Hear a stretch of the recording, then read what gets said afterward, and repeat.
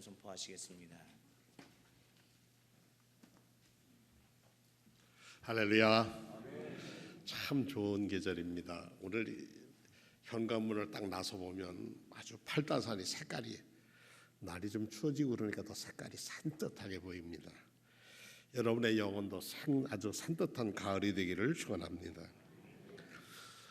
오늘은 그 지혜를 얻는 길이라는 말씀으로 참 어려운 시대에 우리가 어떤 지혜를 가지고 살아갈까 하는 말씀을 드리려고 합니다.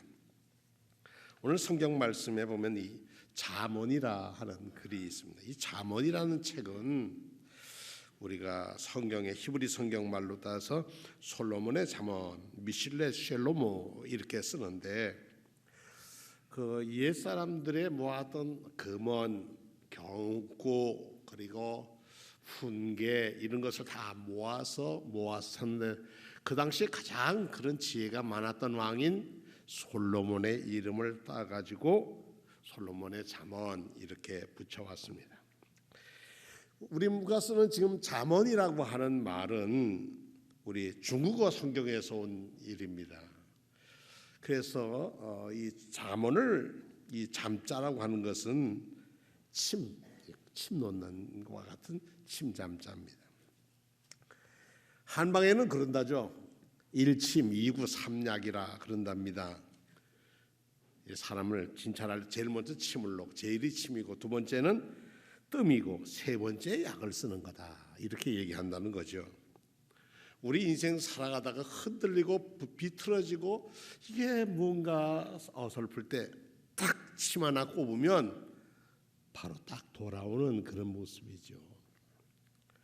코가 많이 막혀서 어디 한의원 가서 한번 침을 맞았는데 한 대 침을 꼽으니까 코가 빵 하고 뚫리는 거예요. 이야, 이런 기운이 있구나. 우리 인생에 병들고 힘들고 그것이 부유했든지 성공했을 때든지 그때 딱 한마디를 던져주어서 정신을 바짝 차리게 하는 말씀들을 모은 책이 잠언입니다. 근데 그 이 잠언에 있어서 누가 썼느냐, 여러 사람들이 썼긴 했습니다만은 이 잠언을 읽을 때 꼭 기억해야 하는 것이 있는데, 이 잠언은 한 사람이 한 명이 된 게 아니라 오랜 역사를 흘러서 만들어진 책이라고 하는 얘기입니다. 그래서 이 선물을 하나님이 주시는 지혜의 선물이라 그랬습니다. 요즘은 우리나라 어떻습니까? 온통 전쟁판 같습니다. 어떤 분들은 텔레비전을 켜고 싶지도 않고 신문을 보고 싶지 않다, 그런 분들도 꽤 많이 있습니다.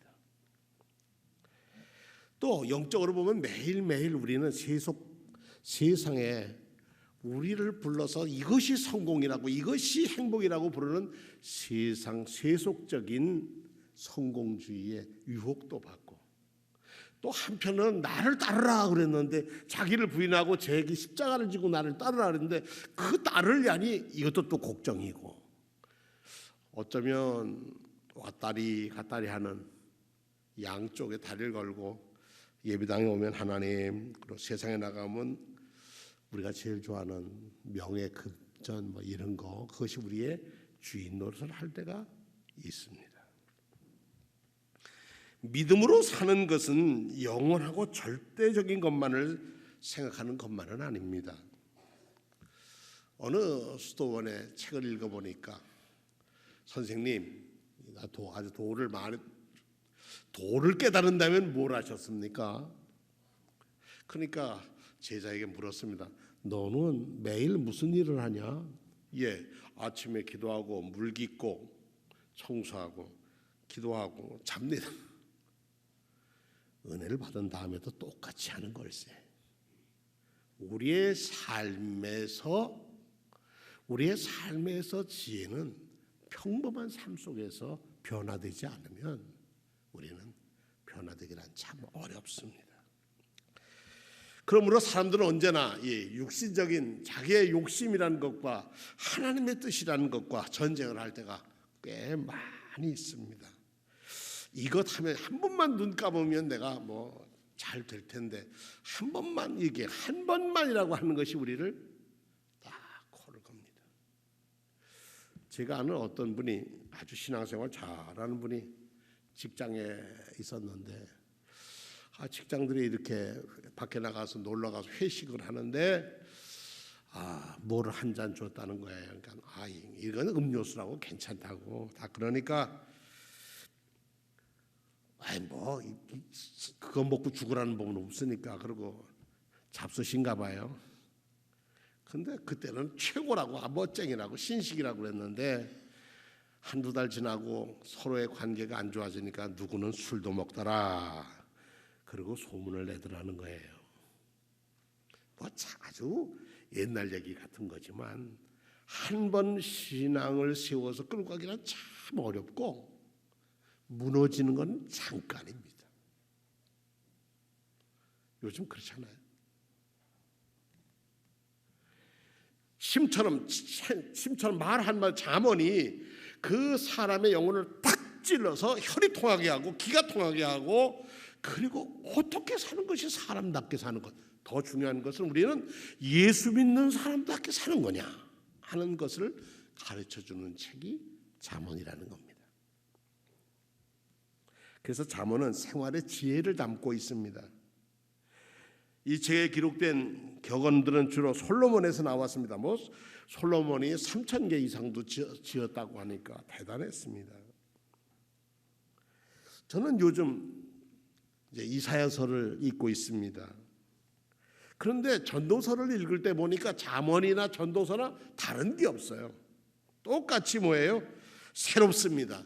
너 자신을 하나님 앞에 선 너 자신이 바로 섰는가를 돌봐라. 그것이 지혜롭게 사는 기준이다.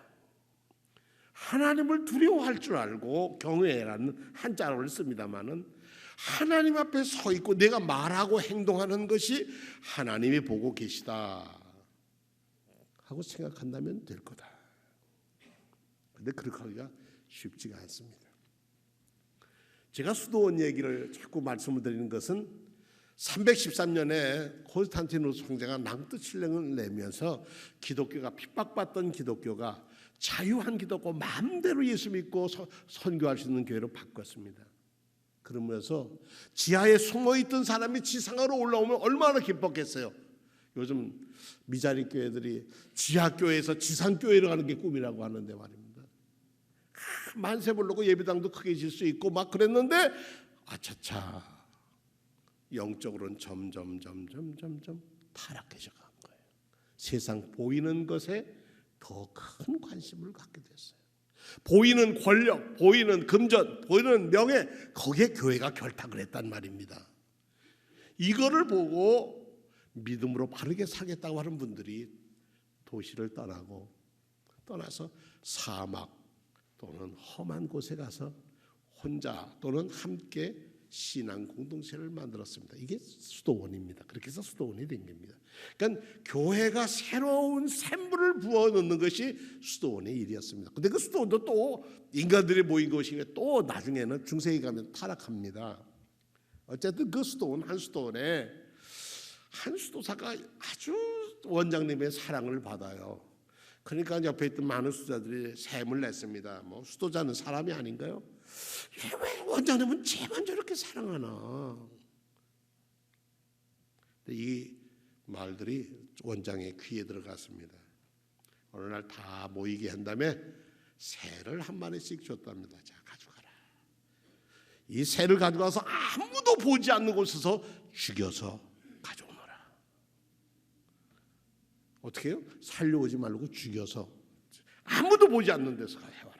사람들이 돌아갔습니다. 어느 때까지 오너라. 그러니까 어느 때까지 되는데 다 오는데 씩씩하게 다 죽은 새 한 마리씩 갖고 옵니다. 그런데 유독 사랑하던 제자는 산 새를 그냥 들고 오는 거예요. 그러니까 너는 원장님 말도 안 들어. 불순종하는 사람 뭐 그래서 양말 들끓었습니다. 저런 사람은 내보내야 돼. 뭐 별 얘기를 다 합니다. 그런데 원장님이 한 사람 한 사람 죽은 새를 다 가져왔으면 그 쇠고기를 오늘 다 할 겁니다. 그런데 마지막에 고개를 푹 떨기고 산새를 가지고 온 수도승이 누군가 봤더니 제일 사랑하는 그 친구였어요. 너는 어찌해서 새를 죽이지 않느냐? 그랬더니 원장님, 제가 아무 데를 찾아봐도 하나님이 보지 않는 곳은 없었든 하나님이 안 계신 곳이 없어서 그래서 제가 새를 죽이지 못하고 아무리 깜깜한 방에 가도 그렇고 거기도 하나님 계시고 바닷가에 가도 거기도 하나님 계시고 어디 가든지 하나님이 계셔서 도저히 죽일 수가 없어서 제가 그냥 가져왔습니다. 제게 벌을 내려 주옵소서. 불순종했으니. 그때 원장님이 그랬대요. 봐라, 내가 왜 저 친구를 사랑하는지 너희는 알 거다. 내 뜻을 찾는 게 아니라 아버지 하나님의 뜻이 무언지. 잠언은 그런 책입니다. 그래서 잠언을 읽을 때 여러분들은 어떤 분은요, 우리 영양식 비타민도 잡수시잖아요. 그래서 하루에 한 장을 읽으면 31장까지니까 31일 읽는 날은 다 읽고 30일 읽는 날은 한 장 더 읽으면 되고, 이건 한꺼번에 많이 읽어서 소화되는 책이 아니에요. 그러니까 읽고 또 읽고 또 읽고 하는데 그 잠언의 핵심이 뭐냐? 그것이 1장 7절의 말씀입니다. 여호와를 경외하는 것이 지식의 근본이오늘 미련한 자는 지혜와 훈계를 멸시하느니라. 내 아들아, 내 아비의 훈계를 들으면 내 어미의 법을 떠나지 말며 이는 내 머리에 아름다운 관이요 내 목에 금사슬이니라. 내 아들아, 악한 자가 너를 꾀일지라도 따르지 마라. 주님을 경외하는 것이 지식의 근본이오늘 늘 어리석은 사람은 지혜와 훈계를 멸시한다. 요즘 이 말씀에 딱 합당한 사람이 있을 거예요. 어떤 날 예배를 설교하고 내려갔는데 어떤 분이 저를 보고 저보고 하신 말씀이죠? 그러는데 저는 그렇게 한 적은 없습니다. 아마 주님을 경외한다고 하는 게 뭐냐? 살아계신 창조주 하나님 앞에 서 있다는 뜻이에요. 그 앞에 서 있으면 내 자신이 모여요. 공감이란 영성이를 쓴 매튜 폭스라고 하는 분이 그런 얘기를 해요. 공감이라고 하는 게 뭐냐? 이 시대에 공감이 떨어지면 그 공감은 서로 아파하는 것, 아픔한 것을 끌어안는 것, 그것이 공감이다. 교회가 공감을 잃으면 주의 사랑에서 떠난 것이다. 또 하나는 뭐냐면 하나는 자비라는 거예요. 함께 아파할 줄 알았으면 자비는 행하는 거래요. 예수께서 말씀하시기를 자기를 3번씩이나 배신한 베드로에게 뭐라고 하셨어요? 나를 따라오너라 그러셨어요. 그를 부를 때 갈릴리 호숫가에서 그 베드로를 부를 때도 나를 따라오너라 하신 그 말씀대로 내가 실패하고 넘어지고 깨지고 나를 배신할지라도 어떻게 해요? 다시 일어서서 나를 따라오너라. 주님의 뜻을 아는 것도 중요하지만 아는 것만 가지고는 아니 되는 겁니다. 행해야 되는 거죠. 인간이 알아야 할 지식 중에 기초가 되는 것은 하나님이 누구신지를 알아야 하는 거예요. 그를 힘써 알자 그렇게 성경에 써 있어요. 그를 알지 못하면 우리가 우리 자신을 모릅니다. 9장 10절에 주님을 경외하는 것이 지혜의 근본이요 거룩한 일을 하는 것이 슬기의 근본이다.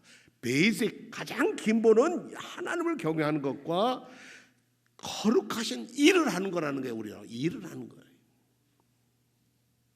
여기서 지혜라는 단어를 쓰는데 지혜는 지식과 상관없이 습득할 수 있는 것, 지식은 습득할 수 있는 것이지만 지혜는 변화와 상황 속에서 적절하게 대처하는 능력을 말하는데 이것은 삶 속에서 얻어지는 거예요. 너는 마음을 다하여 주님을 의뢰하고 너의 명철을 의지하지 말아라. 내가 하는 모든 일에서 주님을 인정하라. 그리하면 주님께서 내가 가는 길을 곧게 할 거다. 스스로 지혜롭다고 여기지 말고 주님을 경외하며 악을 멀리하라. 그러면 이것이 내 몸의 보약이 되어 상처가 낫고 아픔이 사라질 것이다. 상처가 낫고 아픔이 사라지는 것은 보약은 뭐냐? 하나님을 경외하며 악한 일에서 떠나는 일이다. 하나님을 진실로 경외하는 사람은 겸손에 이르고 하나님을 무시하는 사람은 교만해집니다.